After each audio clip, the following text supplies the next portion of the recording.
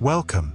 In today's video, I'm taking you on a visit to what is, in my opinion, one of the most beautiful and fascinating manor houses in Warwickshire, Charlecote Park. You'll find Charlecote Park about 4 miles from Shakespeare's Stratford-upon-Avon, and it's easily accessible from the M40 motorway. It is a bit of a walk from the main gate to the house itself, but as with most National Trust properties, there's a small shuttle service available if you have any difficulty walking.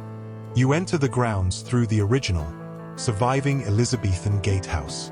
From there, the path leads you straight to the main house.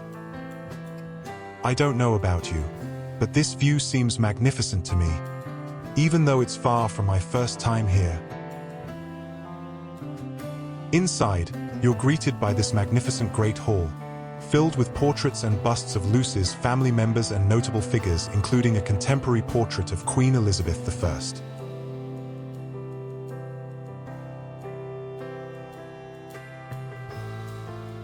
You can also find a painting of Captain Thomas Lucy, a prominent soldier of his time. In the painting from 1680, there is a servant in the background with a metal collar around his neck. The painting is believed to be the earliest depiction of a black slave in Warwickshire. But whatever you do, don't miss this incredible Italian table. It features a top made of polished semi-precious stones.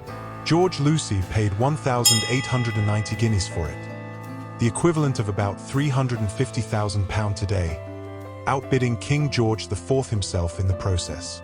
And because there are never enough good tables in a household, soon his wife Mary Elizabeth bought another similar one for the drawing room for a decent 1,600 guineas. A tour of the house takes you through several lavishly furnished rooms that have hosted many distinguished guests. It's well known that Queen Elizabeth I spent the night in this very room during her visit. The other rooms on the ground floor of the house are also worth a visit, and definitely don't rush through the tour. There's a lot to see.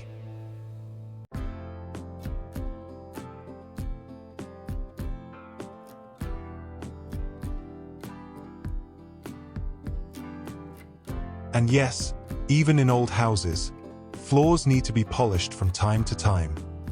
Unfortunately, during our visit, the dining room was closed for restoration work. In the 19th century, the house was also a popular destination for literary greats, including Washington Irving, Sir Walter Scott, and Nathaniel Hawthorne. As you walk through the house, you can't help but notice the coats of arms featuring fish. This is because the family name, Lucy, actually means pike in Old French. While the core of the current house was built in 1558, the Lucy family, who originally arrived in England during the Norman Conquest, have actually owned the estate since 1247. For centuries, successive generations of the Lucy family altered the house, but it was Sir George Hammond Lucy, who inherited the estate in 1823, who decided to restore its Elizabethan character. The massive renovation took 7 years. During this time, the house was significantly enlarged, extended towards the river, and a completely new wing was added. All of this was made possible thanks to his marriage to Mary Elizabeth Williams, a wealthy Welsh heiress who brought a substantial dowry into the marriage. During your visit, make sure to explore the outbuildings. You'll find the old laundry and the brewhouse, where you will also see the averted and everyday form of life on such a vast manor house. By the way, for many centuries, safe drinking water was a rare luxury, and the main drink of the estate's inhabitants was beer. Definitely don't miss the important and extensive collection of 18th and 19th century carriages, including the very one the Lucy family used for their long journey to Italy in 1820. You may be interested to know that this journey, which lasted many weeks, cost the life of their young son.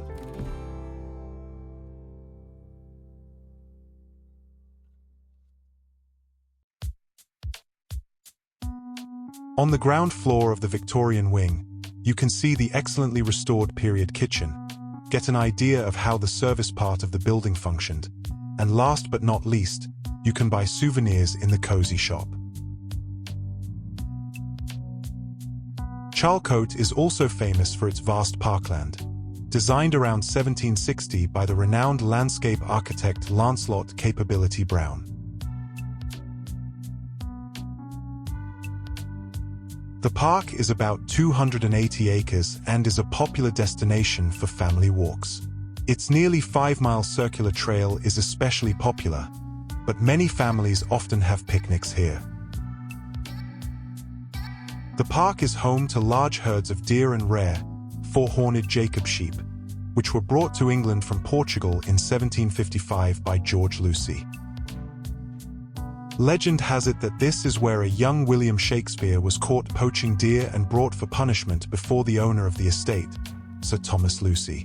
In his day, poaching was a serious crime that could cost you your life, especially since the owner, Sir Thomas Lucy, wasn't exactly a fan of the Shakespeare family. There's even speculation that this incident is why Shakespeare disappeared from England for 7 years. Personally, I suspect it cost his father John Shakespeare a lot of money to get William out of that mess. The Orangery near the house serves as one of the local cafes, with another located near the outbuildings.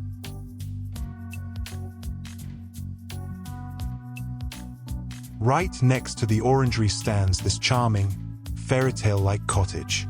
Mary Elizabeth Lucy had it built for her grandchildren. She reportedly spent many hours here reading them fairy tales that she had written herself. Don't miss the church, built in 1853. Mary Elizabeth Lucy had it constructed to her own design on the site of a dilapidated Anglo-Saxon church.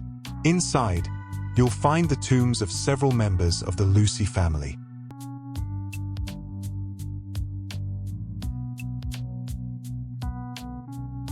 By the end of the 19th century, the Lucy family's fortune began to dwindle, and they gradually sold off land to fund their expensive lifestyle. Finally, in 1946, the estate was handed over to the National Trust. However, the Fairfax Lucy family retained residential rights. They still occupy a private wing of the house today and remain involved in the estate's operation. What to say in conclusion? Charlecote Park is definitely worth a visit, and I hope you enjoyed our visit together. Please like the video and subscribe to our channel if you want to join us on more trips around England. See you next episode. Bye.